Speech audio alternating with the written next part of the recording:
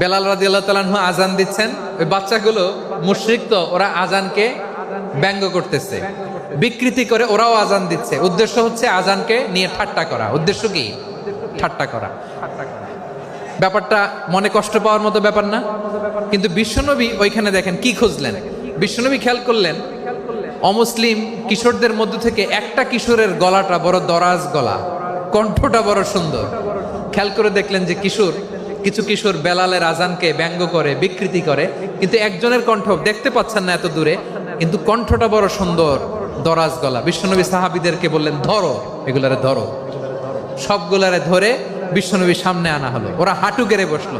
বিশ্বনবী বললেন, তোমাদের মধ্যে কে যেন ব্যঙ্গ করে আজান দিচ্ছিল, তার গলাটা বড় উঁচু, গলার বেসটা বড় মজবুত, মেলোডিয়াস, সুমধুর কণ্ঠ। কে?